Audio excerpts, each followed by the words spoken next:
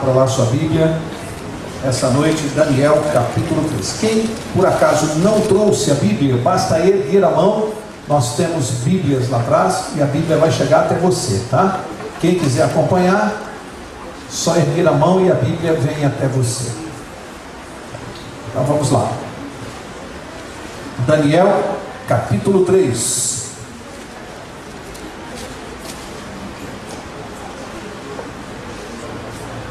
Podemos ler?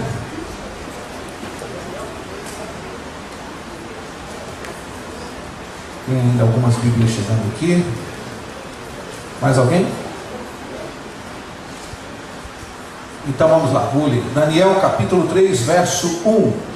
E diz assim: o rei Nabucodonosor fez uma estátua de ouro, cuja altura era de 60 côvados e a largura de 6 côvados. Levantou-a no campo de Dura, na província de Babilônia. Para nós entendermos isso aqui, o contexto desse verso 1, é preciso uma rápida recapitulação do capítulo 2 que nós estudamos na quarta passada. Quem se lembra do sonho que Deus revelou a interpretação a Daniel, a Nabucodonosor, através de Daniel? Quem se lembra o que ele sonhou? Uma estátua. Quem se lembra como era formada a estátua? Cabeça de ouro, peito e braços de prata, quadris, bronze, pernas, ferro, pés, ferro e barro misturado. Lembra-se do sonho? Portanto, só a cabeça era feita de ouro. Na interpretação do sonho, o que Daniel disse para Nabucodonosor? Ele disse: quem era a cabeça de ouro? Ele ou o reinado dele, o reino dele, Babilônia. Estão lembrados? Babilônia. Então, recapitulando, a Babilônia imperou no mundo de 605 a.C. a 538 a.C. Depois de 538 a 331, que império? Medo-Persa. De 331 até 168, se não me engano, qual império? Grego. Depois de 168 a.C. até 476 depois de Cristo, que império? Roma. E agora nós estamos no período da Europa, dividida de acordo com a visão. Bom, chega agora no capítulo 3. O que Nabucodonosor fez? No capítulo 2, depois que ele recebeu o sonho, a interpretação, o que ele fez com Daniel? Ficou tão impressionado com a revelação, com o milagre, porque Daniel não tinha recebido nenhuma dica, e sem nenhuma pista, Daniel disse o sonho e a interpretação. O rei ficou tão maravilhado, quem se lembra da semana passada, ele constituiu Daniel como governador da província. E Daniel conseguiu já emprego para os 3 amigos. Bom, passam-se alguns anos, aquele Nabucodonosor que ficou impressionado com Deus, louvou o Deus de Daniel, o nosso Deus. Passam-se alguns anos e de repente nós examinamos aqui o comportamento de Nabucodonosor e vamos ver essa noite que ele voltou a se afastar de Deus e a se dedicar à idolatria. E isso é um alerta para nós. Quantas às vezes, lamentavelmente, nos achegamos a Deus, tomamos contato com Ele, recebemos bênçãos, os anos vão passando e a pessoa vai se afastando e volta lá para a adoração dos seus ídolos. Está aqui Nabucodonosor dando esse exemplo triste para nós.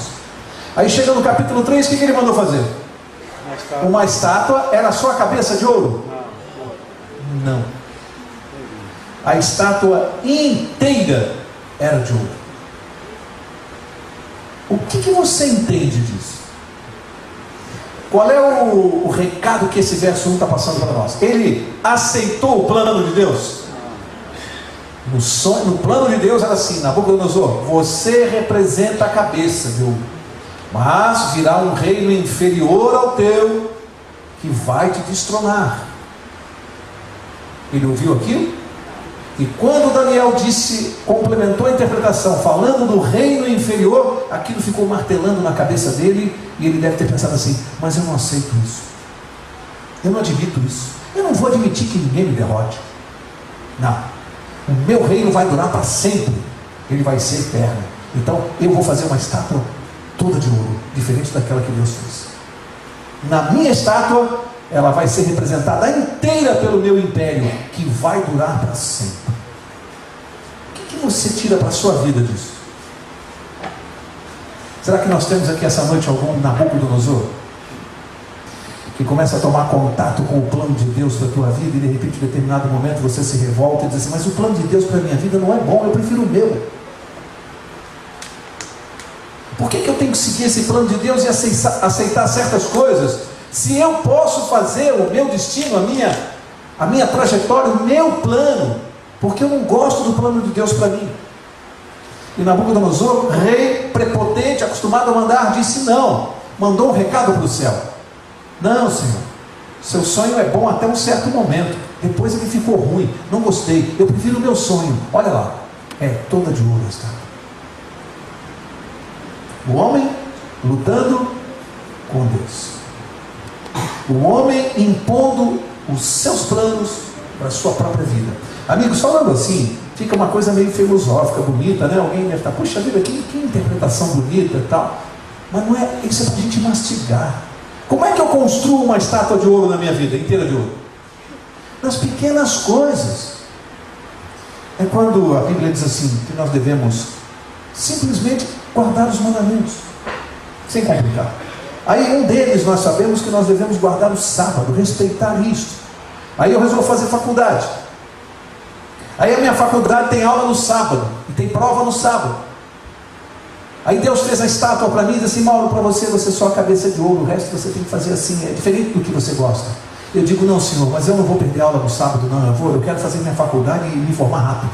Então infelizmente o Senhor segura um pouquinho aí que eu não vou poder guardar o sábado agora, deixa eu primeiro concluir minha faculdade. Pronto, acabei de construir uma estátua de ouro. Você entende isso? Você consegue entender isso? O que Nabucodonosor está fazendo? Estátua de ouro é divergir do plano de Deus para a tua vida e para a minha. Então a gente vive construindo estátuas de ouro, dizendo para Deus, Senhor, eu entendo que o Senhor coloca as coisas dessa maneira, mas no mundo de hoje, no mundo moderno, eu preciso amoldar a sua palavra ao mundo moderno, porque quando o Senhor falou isso lá atrás, era outra vida, outra circunstância, outra situação econômica, política. No mundo de hoje, Senhor, eu preciso que o Senhor compreenda que não dá para fazer mais isso. Precisamos amoldar a sua palavra. E a gente acaba de construir a estátua toda de ouro. Olha, mais um detalhe sobre essa estátua. Diz que está no campo de Dura. Quando você vai estudar isso aqui, é interessante entender isso. É lá no deserto. Diz que ela, qual é a medida dela? A medida dela está no verso 1 ou 2? Deixa eu ver aqui. Está no verso 1. A medida fala que ela era de 60 côvados de altura e 6 côvados de largura. Aí você tem que fazer a conversão. Um côvado, segundo a medida real lá da Babilônia, equivalia aproximadamente a 60 centímetros. Um côvado, 60 centímetros. Se a estátua tinha 60 côvados, você faz as contas, ela tinha 36 metros de altura.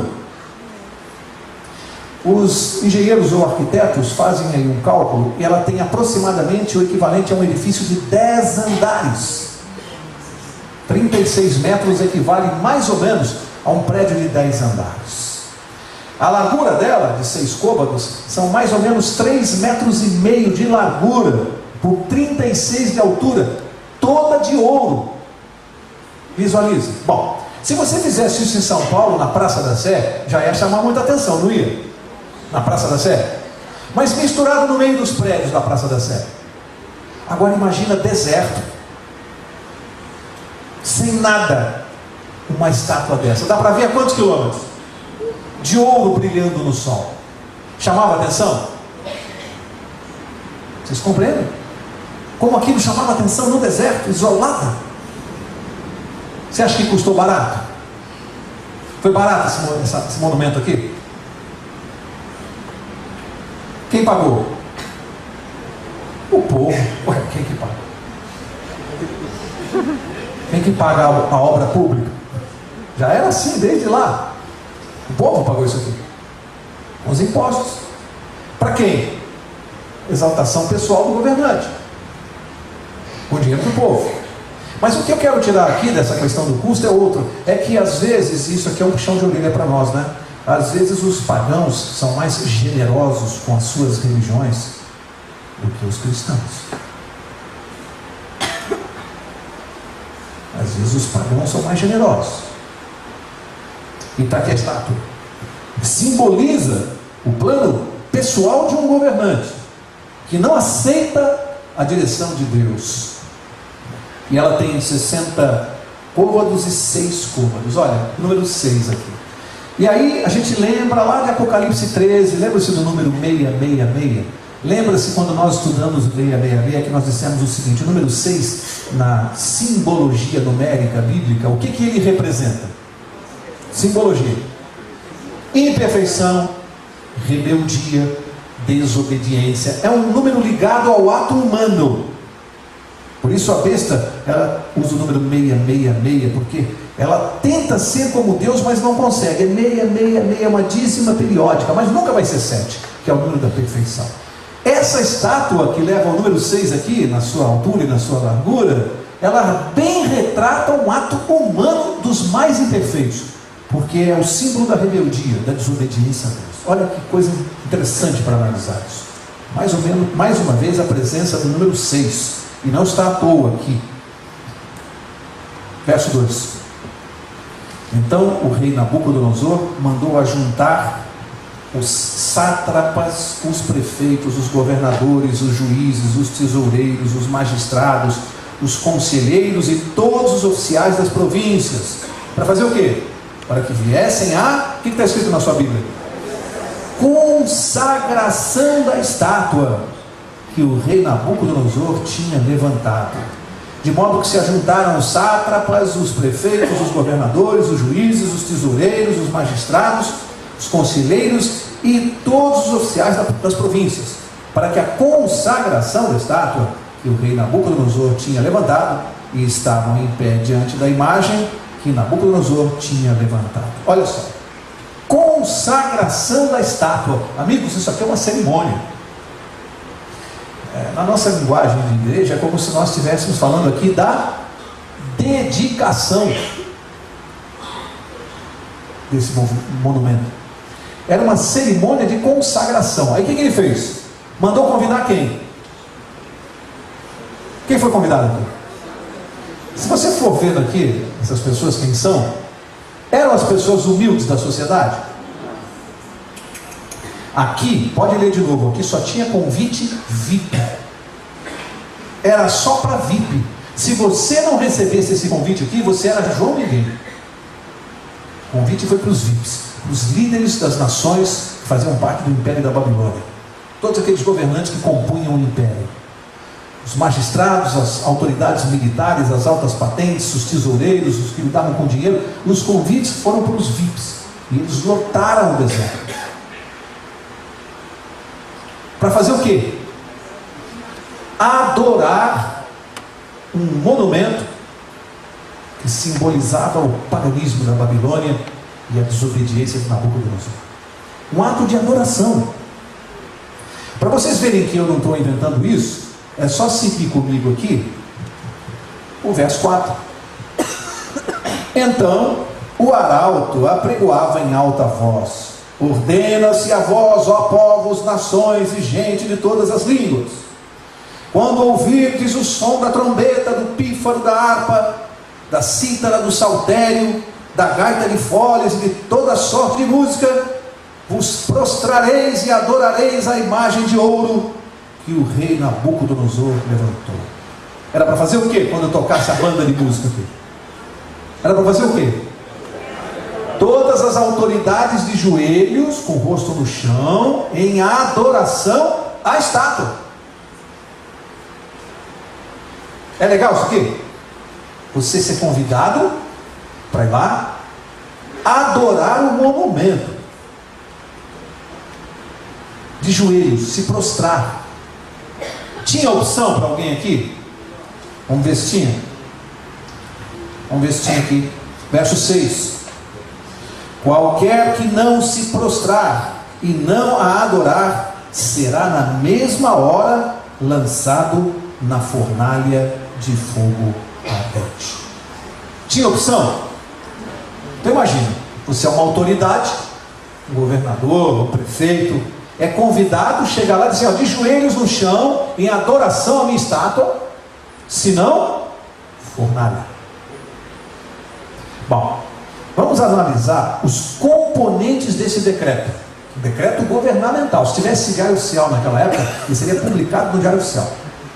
Isso aqui é um decreto do governador, do principal governante, o imperador Nabucodonosor. É uma ordem, não se discute. Aliás, a propósito, ninguém desafiava a autoridade de um rei. Os reis não estavam acostumados com isso.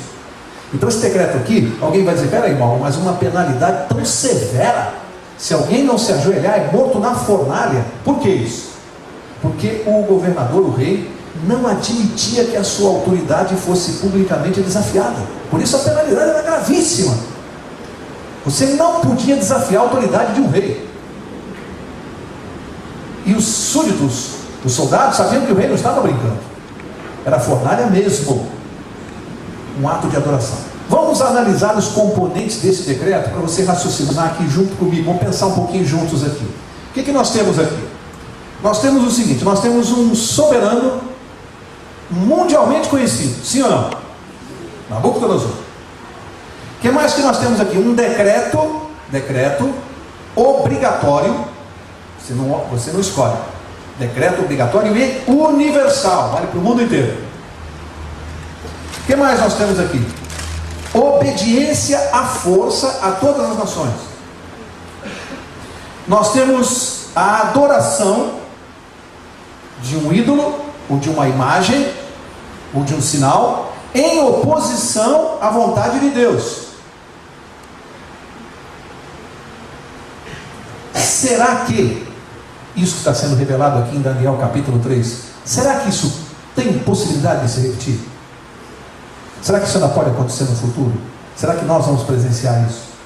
Será que pode haver algum líder mundial, mundialmente conhecido, que possa baixar uma lei ou um decreto impondo a adoração de uma imagem em contraposição à vontade de Deus, de forma universal, com risco de morte?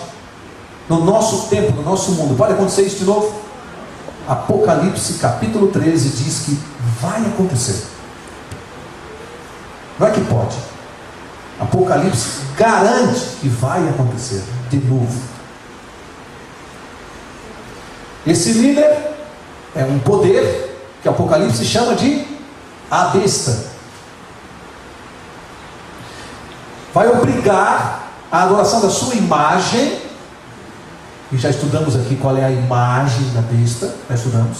Vai obrigar a adoração em contraposição ao sinal de Deus. Qual é o sinal de Deus? Já estudamos aqui. O sábado. Qual é a imagem da besta? O domingo. Em outras palavras, trocando em miúdos, será que pode acontecer de um líder mundial obrigar por lei que todas as nações guardem o domingo ao invés do sábado, e aqueles que não fizerem isso serem mortos? Pode acontecer isso? Tem gente que não acredita, mas está aqui. Aconteceu lá em Daniel 3? Pode acontecer de novo? Vai acontecer de novo. Portanto, para aqueles que ainda não compreenderam bem essa questão do sábado, aqueles que estão chegando agora, que não estudaram conosco, eu recomendo que você procure se informar melhor do que se trata. Para quem já está estudando conosco há algum tempo e ainda não decidiu, não tomou essa decisão na vida, eu recomendo que você faça isso com mais urgência, porque esse é um assunto iminente para nós. Isso vai demonstrar quem é povo de Deus e quem não é. Nós vamos, nos versos seguintes, nós vamos ver o que é uma provação, uma prova. E essa prova para os tempos de hoje, ela é muito importante pelo seguinte: nós vivemos num mundo onde grande parte das pessoas, um grande número de pessoas, se diz cristãos. O que você é? Eu sou cristão. Aí diz lá a sua religião. Cristãos. Quando vem a prova, qual é a finalidade da prova? Por que Deus permite a prova, a aprovação? Por quê? Separar os cristãos verdadeiros dos cristãos nominais. O que é cristão nominal? Jesus falou que é da boca para fora. O que é cristão nominal? Eu sou cristão. Eu amo Jesus. E não faz nada do que Jesus ensina, e na hora da aprovação mostra que não é cristão nada. Cristão, você vai ver já já aqui no relato. O que é cristão? Como você identifica um cristão? Então tem muita gente no mundo que se diz cristão, mas na hora da aprovação você percebe que é da boca para... É cristão só para usar camiseta, para botar o decalque no carro, para dizer para os outros assim, vai com Deus, fica com Deus. Tem um monte de cristão assim. Agora aqui nós vamos ver o que é cristão. Como você identifica um cristão? E Deus vai fazer isso aqui. Vai mostrar no meio do paganismo da Babilônia, como você identifica um cristão. Que verso eu parei? 7. Portanto, no mesmo instante em que todos os povos ouviram o som da trombeta, do pífaro, da harpa, da cítara, do saltério, toda a banda de música, né? De toda sorte de música, prostraram-se todos os povos, nações e línguas, e adoraram. Olha a palavra que está aqui. Adoraram. A questão aqui é uma adoração. Adoraram a estátua de ouro que o rei Nabucodonosor tinha levantado. Todos adoraram? Todos? A Bíblia diz que 3 homens não se ajoelharam. Não se ajoelharam. E aí, vai acontecer o que está aqui no verso 8. Todo mundo ajoelhou, 3 ficaram de pé. Verso 8. Ora, no mesmo instante, chegaram alguns homens astrólogos e acusaram os judeus. Disseram ao rei Nabucodonosor: ó rei, vive eternamente. Tu, ó rei, fizeste um decreto pelo qual todo homem que ouvisse o som da trombeta, do pífaro, da harpa, da cítara, do saltério, da gaita de foles e de toda sorte de música, se prostraria e adoraria a estátua de ouro. E qualquer que não se prostrasse e adorasse seria lançado na fornalha de fogo ardente. Há uns homens judeus que tu constituíste sobre os negócios da província de Babilônia, Sadraque, Mesaque e Abdenego.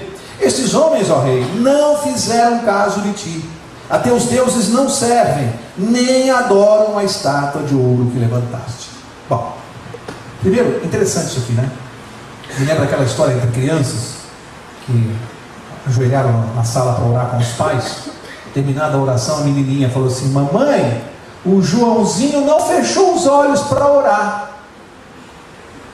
estava de olhos abertos. Aí a mãe falou assim: como é que você viu, filhinha, se você estava com os olhos fechados? É isso aqui, né? Os 3 foram lá para o rei e já foram dedar. Olha, todo mundo ajoelhou, mas 3 ficaram de pé.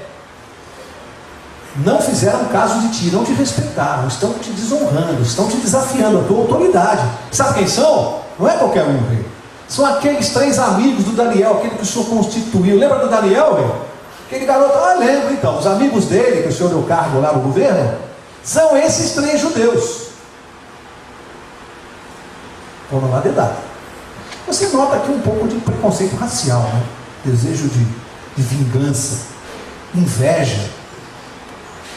Mas o fato é que eles foram lá dedar para o rei e colocaram o rei numa situação desagradável, porque olha, aqueles que tu constituíste, que o Senhor nomeou, os seus nomeados, seus protegidos, são eles que estão te desobedecendo, estão te desafiando, exatamente eles, que deveriam te agradecer. Jogaram os 3 rapazes contra o rei. Verso 13. Então, presta atenção nisso aqui, para você ver que lição para nós. Então Nabucodonosor, com ira e furor, mandou chamar Sadraque, Mesaque e Abdenego, de sorte que estes homens foram levados à presença do rei.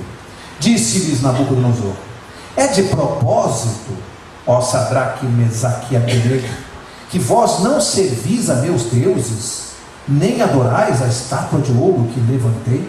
É de propósito?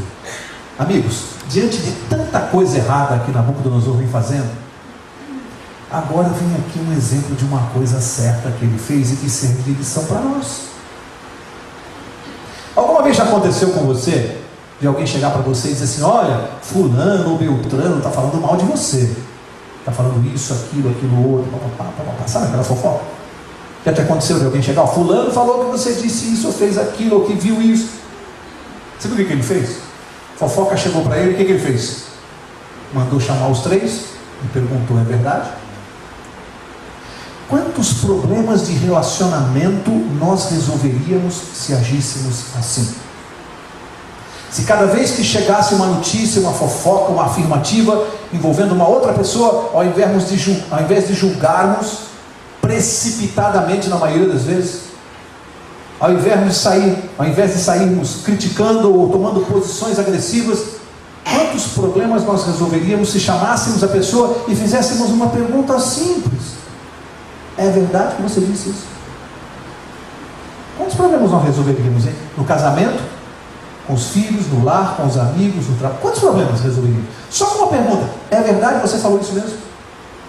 Impressionante como é o ser humano, né? Alguém chega e te fala assim: ah, fulano falou que você é isso, que você é aquilo. Você já chega arrebentando, toma aquilo como uma verdade absoluta, sem dar a oportunidade de perguntar para a pessoa: você falou mesmo isso? Você fez isso? E o que ele fez? Chamou os três e perguntou: é verdade o que estão falando? Vocês fizeram mesmo isso? É óbvio que por trás dessa atitude correta há também uma ironia, né? Óbvio. Que de outra maneira ele também está dizendo para os jovens assim, para os três: é verdade que vocês tiveram coragem de me desafiar? Eu não acredito. Não acredito que vocês tenham essa coragem toda.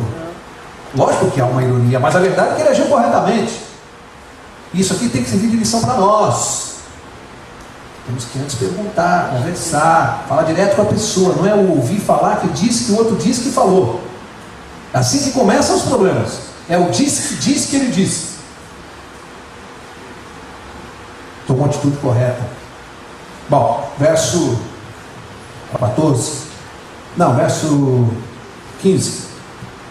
Então ele disse assim: agora, se estáis prontos, quando ouvirdes o som da trombeta, do pífaro, da cítara, da harpa, do saltério, da gaita, toda a banda de música aqui, para vos prostrardes e adorardes a estátua que fiz. Quando ouvirdes o som, diz assim: bom é, mas se não a adorardes, sereis lançados na mesma hora na fornalha de fogo ardente. E olha o que o Nabucodonosor vai perguntar para os três jovens: e quem é o Deus que vos poderá livrar das minhas mãos? Você já foi desafiado assim alguma vez? Olha, vou fazer o seguinte: eu acho que está havendo aqui um grande mal entendido. Ele falou: acho que isso aqui é tudo besteira, viu, rapaziada? Mal entendido. Acho que vocês não ouviram tocar a banda, vocês estavam muito lá para o fundo, né? Então, estou entendendo que vocês não fizeram de propósito, né? Vocês não têm coragem de fazer isso. Então é o seguinte: vou dar uma nova chance para vocês, porque eu sou bonzinho. Agora vou dar uma. Presta bem atenção, hein? Quando a banda começar a tocar, vocês vão se ajoelhar e botar o rosto no chão. Nova chance, tá? Eu tenho certeza que vocês têm juízo e vocês vão fazer isso, porque senão vou mandar aquecer a fornalha lá, tá vendo? Aquelas lavaredas lá, vocês vão ser jogados ali dentro. E eu não estou brincando. E após dizer isso, ele falou assim: agora eu quero ver quem é o Deus que pode livrar vocês das minhas mãos. Que desafio. Quem é esse Deus que pode fazer isso? E aí? O que você faria? É fácil a situação deles? Será que tem momentos na nossa vida, que as circunstâncias do trabalho, da vida, a gente ouve essa pergunta: quem é o Deus que vai te livrar dessa situação? Você vai perder teu emprego. Quem é o Deus que vai te livrar se você não me obedecer? Olha a situação dos dois. Desafio. Olha, amigos, verso 16.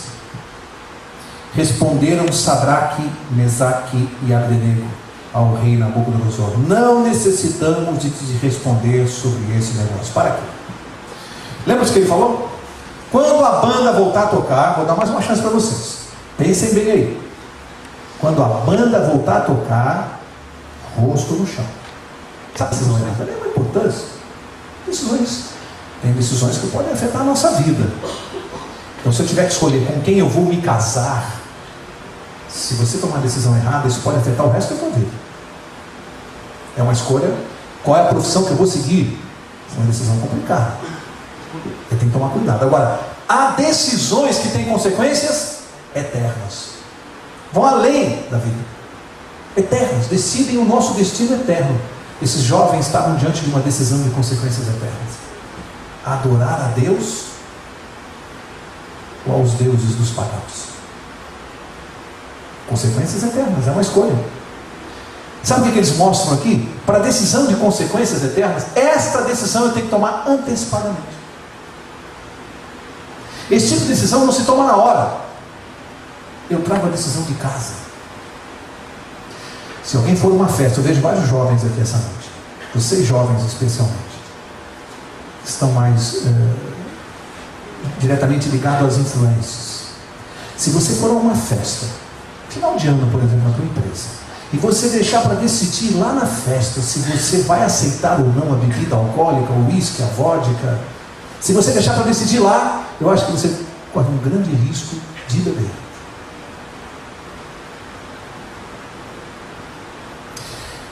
Se você deixar para decidir dentro de uma boate se você vai ou não praticar sexo, muito provavelmente você vai praticar. Certas decisões nós temos que tomar antes, temos que trazer de casa.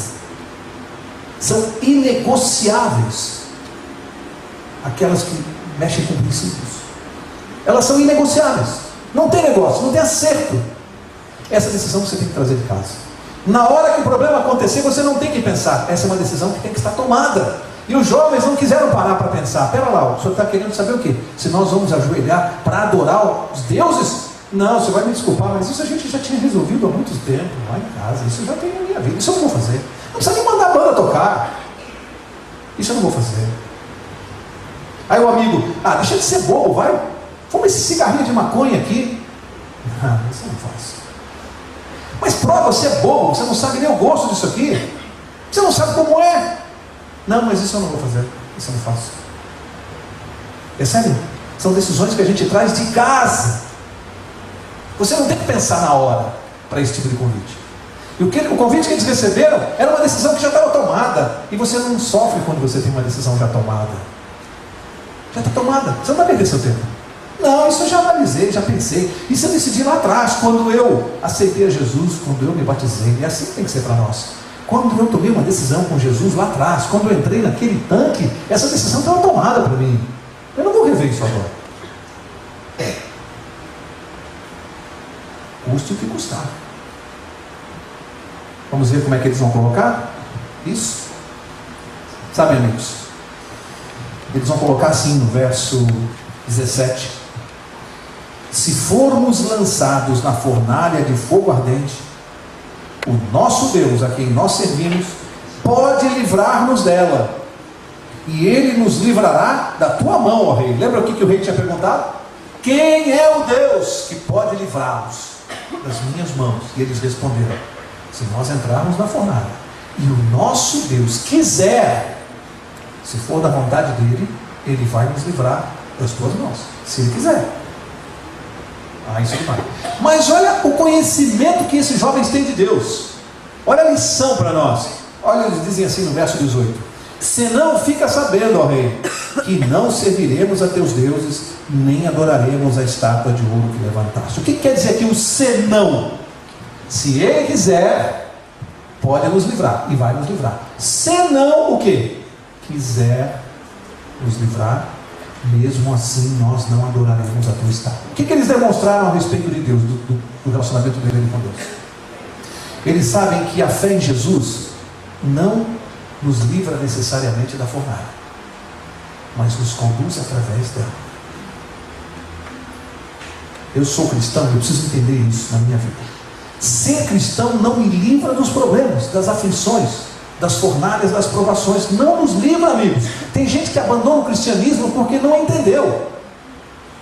Cristianismo não é uma pólice de seguro que te garante que nada mais vai te acontecer. Cristianismo não é a pólice de seguro. Cristianismo não é um amuleto que te protege. Fé é confiança naquilo que nos pode ver. Cristianismo é confiar em Deus ainda que as coisas estejam andando mal. Isso é cristianismo, isso é fé. E tem gente que acha que cristianismo é amuleto. Não, isso é outra coisa, isso aí é dente de alho, não sei mais o que, isso não é cristianismo. E esses garotos, os rapazes, demonstraram isso. Já não tão jovens nessa época. Demonstraram que sabia, se Deus quiser, Ele nos livra brincando do Senhor. Isso para Ele não é problema. Mas também, se Ele não quiser nos livrar por alguma razão, pode ter certeza, nós não vamos adorar os teus deuses. Isso nós não vamos fazer, de jeito nenhum. Porque eu não sei qual é o plano de Deus para a minha vida hoje. Se Ele achar que nós vamos ter que enfrentar essa fornalha, nós vamos enfrentar. E aí eu pergunto, até onde vai o seu cristianismo? Ele vai a esse ponto de você dizer para Deus, se eu tiver que enfrentar essa fornalha, eu vou enfrentar. Se tiver a vontade de Deus, eu vou enfrentar. Mas uma coisa eu sei, Ele vai comigo. Se alguém te perguntar um dia assim, peraí, Mauro, mas então qual é a vantagem da tua religião, do cristianismo? Qual é? Se o teu Deus, se não quiser, não te livra da fornalha, qual a vantagem? Então é igual a minha, eu também vou ter que enfrentar a fornalha. Aí você responde assim, convicto. A diferença é que eu vou enfrentar a fornalha com Ele, e você vai enfrentar sem Ele. Depois você vai contar para mim.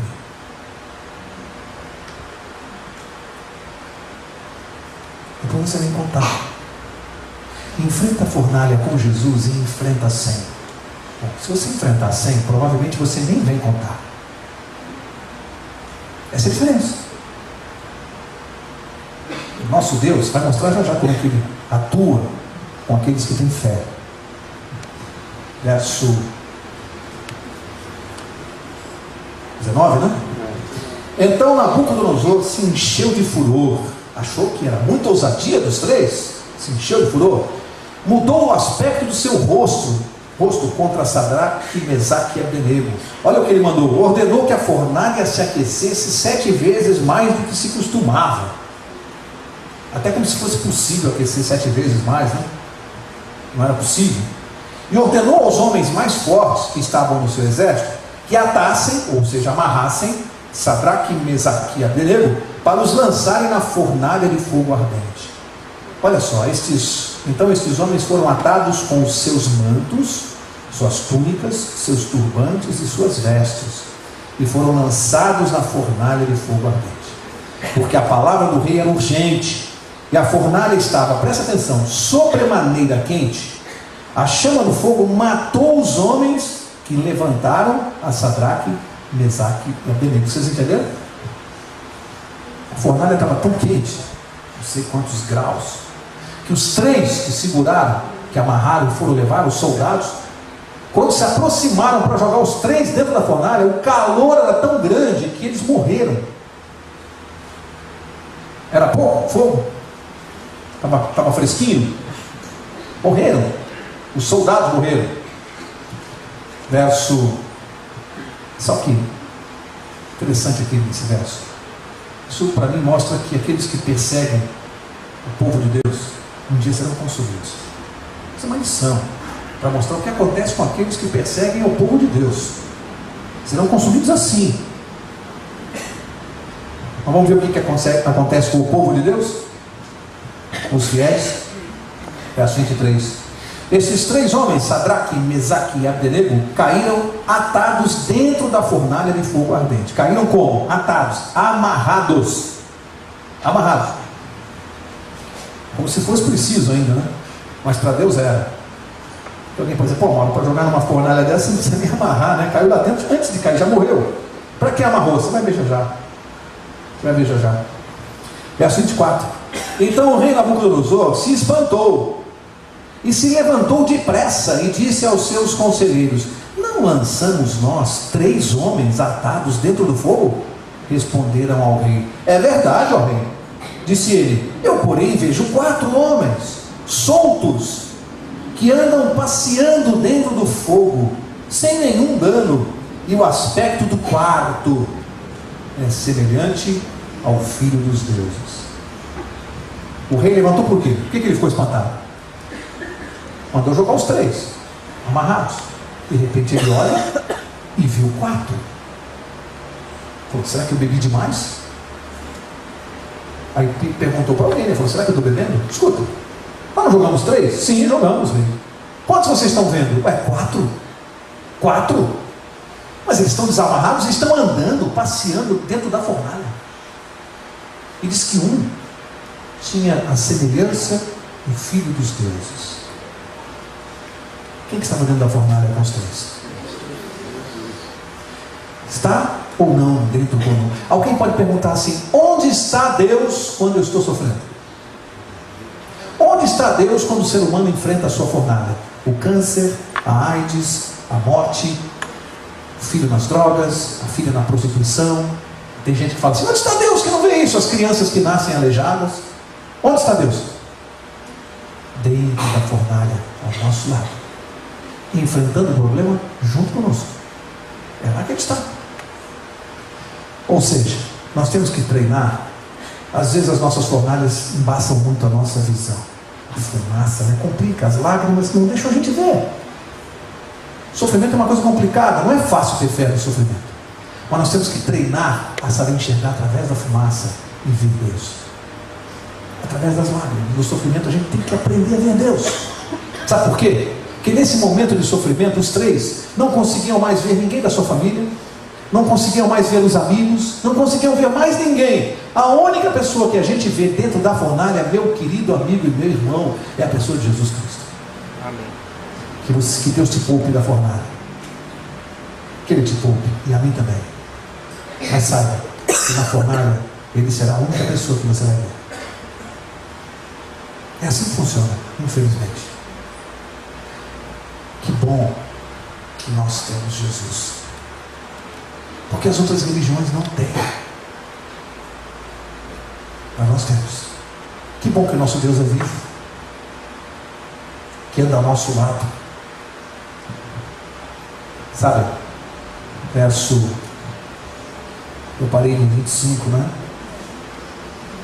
Disse que nenhum dano foi feito a eles, no verso 25. Olha só o verso 26, diz assim: então se chegou Nabucodonosor à porta da fornalha de fogo ardente e disse: Sadraque, Mesaque e Abdenego. Agora chamou de quê?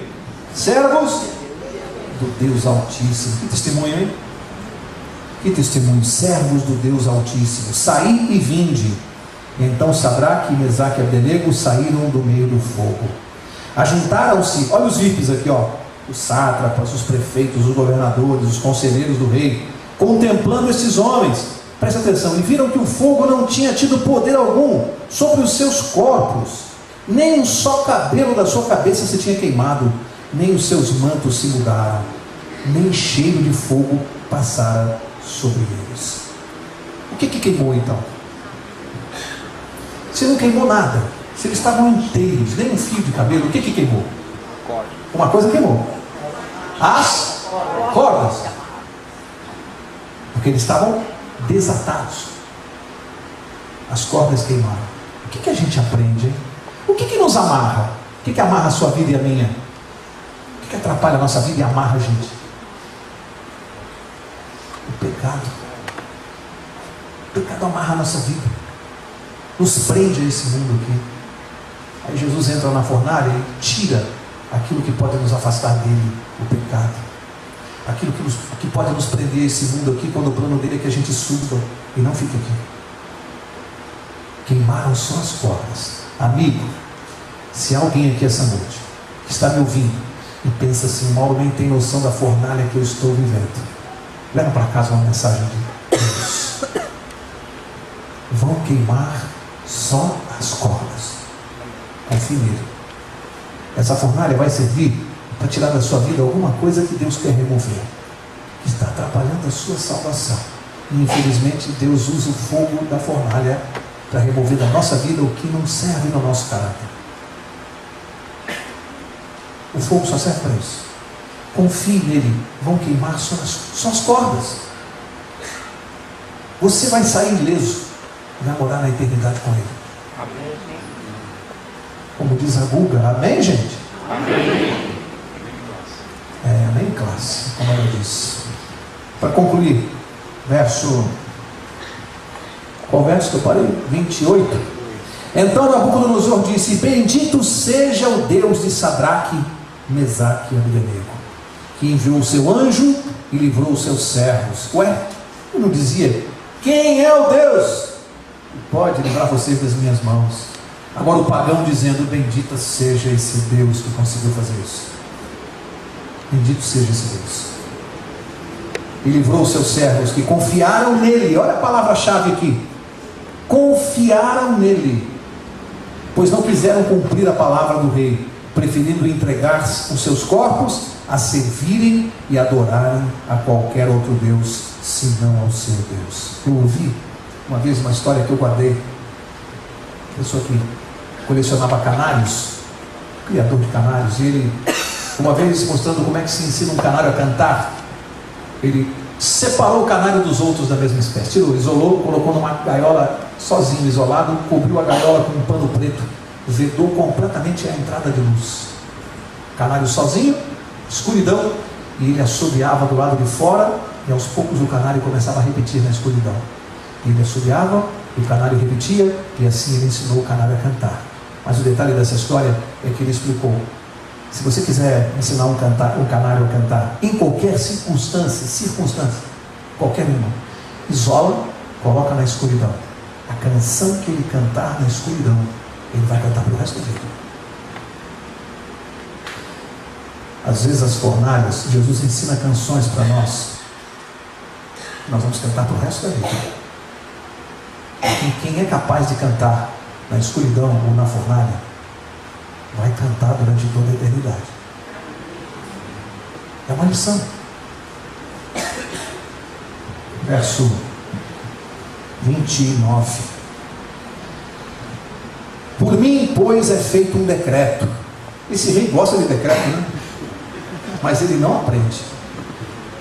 Não aprende. E isso aqui, gente, é para nós isso aqui. Eu tento me enxergar aqui e falo: mas como Deus tem paciência, não é? Acabou de ter o quê? Uma experiência com Deus. Ó Deus Altíssimo, que livrou os seus servos, o Deus de Israel, o Deus deles, de Sadraque, Mesaque e Abdenego. Acabou de ver o que esse Deus é capaz de fazer. Aí olha o que ele faz aqui, ó.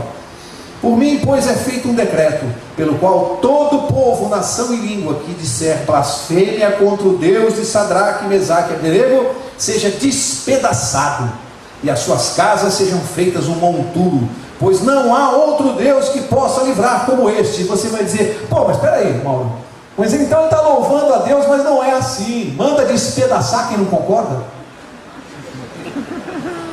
Uma hora ele manda adorar a estátua de ouro, na hora ele manda adorar a Deus, mas só que quem não adorar é morto do mesmo jeito.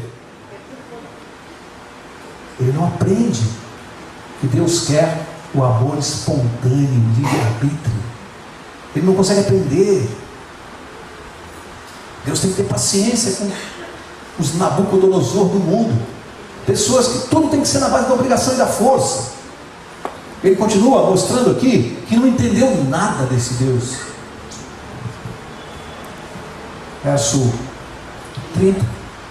Então o rei fez prosperar a Sadraque, Mesaque e Abdenego na província de Babilônia. Amigos, para encerrar, se eu tivesse que batizar este capítulo de Daniel 3, tem uma palavra-chave para mim aqui no comportamento dos três, que é uma palavra que está fazendo falta no nosso mundo hoje. É uma palavra que as pessoas fogem dela. Muitos dos jovens que estão me ouvindo aqui hoje também não gostam muito dessa palavra, e a gente ouve muito isso. Às vezes, quando os jovens começam a namorar, não tanto na igreja, mas fora, a primeira coisa que dizem: não, vamos namorar, vamos ficar, mas sem compromisso. As pessoas não querem saber de compromisso. Quando você fala em casamento hoje, as pessoas falam em amor, em paixão, mas a palavra-chave para quem é casado e consegue passar pela barreira dos 25, alguns chegam nos 50 anos de casados, a palavra-chave, amigos, para casamento, para qualquer relação estável, chama-se compromisso. Paixão? Vai embora, fica pela estrada. Lamento, jovens, se eu estou decepcionando vocês. Não casem apaixonados, não vai lá nada. Casamento é compromisso. Relação com Deus é compromisso. É para a vida toda. O que esses jovens mostraram é que eles tinham um compromisso com Deus. Na vida deles, primeiro Deus. É compromisso, e compromisso não dá para quebrar. Uma mãe, e eu falo para várias mães essa noite, a mãe tem um compromisso com o filho. Não importa se ele vai ser bandido um dia, se ele vai ser traficante. Quantas vezes a gente vê isso na televisão? O mundo caindo em cima do filho, um marginal, às vezes a gente com raiva, aparece uma mãe na televisão chorando, é a única que vai lá e abraçar e beijar, porque ela tem um compromisso com ele. É mãe. Vocês não têm essa experiência profissional, eu tenho como advogado. A gente vê como os presos são maltratados nas delegacias, isso dói para a gente, porque isso também não resolve nada do problema. Mas se tem uma coisa que dá gosto de ver, é quando uma mãe sofrida entra numa delegacia para ver um filho bandido. Os policiais dizem, deixa, é mãe, ela pode entrar. É mãe. Eles respeitam. Eles respeitam. É um compromisso. Ela não quer saber se ele é bom ou se ele é ruim. Ela o ama. Deus é assim conosco. Ele não quer saber se eu sou bandido, se eu sou adúltero, se eu roubo, se eu minto. Ele não quer saber. Ele me ama. O amor de Deus é incondicional. Nada que eu possa fazer vai fazer com que Deus me ame mais. E nada que eu possa fazer vai fazer com que Deus me ame menos. O amor dele é incondicional. Ele ama. Porque essa é a natureza dele. A palavra é compromisso, que é o que está faltando no mundo hoje. Pessoas compromissadas com princípios, com valores, com Deus. E aí, para encerrar, compromisso, eu não consigo me lembrar de outra história a não ser servir para vocês bife a cavalo. As mulheres sabem como é que é feito o prato de bife a cavalo. Como é que é feito o bife a cavalo? O que compõe esse prato? Carne e ovo. Bife a cavalo, carne e ovo. Tem uma lição para nós no bife a cavalo. Importante. 2 elementos compõem esse prato. Um entrou com a carne, o boi. E a galinha entrou com o... Mas a situação dos dois é muito diferente. O boi que entra com a carne, o que ele deu? A sua vida. E a galinha? Apenas alguma coisa que lhe pertence. A situação dos dois. A galinha se envolveu com esse prato. Ela está envolvida no prato. Mas o boi está comprometido. Jesus se envolveu ou se comprometeu conosco? E eu estou envolvido ou comprometido com ele? Não é uma pergunta para a gente resolver responder essa noite no travesseiro. Leva para casa. Travesseiro. Eu estou envolvido ou comprometido com Jesus? Na próxima quarta, como foi anunciado, nós não vamos ter a classe bíblica, nós vamos ter a semana de oração. Eu gostaria que todos estivessem aqui. Vamos apoiar essa programação da igreja. Nós vamos pular a quarta-feira que vem da classe bíblica. E na outra seguinte, então, Daniel capítulo 4. Vamos estar todos juntos aqui de novo. Mas eu gostaria que você não faltasse na próxima quarta. Vamos estar aqui. E na outra, na sequência, Daniel capítulo 4. O pastor vai orar agora, pastor. E acho que o meu pedido de todos aqui é que todos nós possamos entender que não devemos estar envolvidos com Jesus, mas nós devemos estar comprometidos com Ele.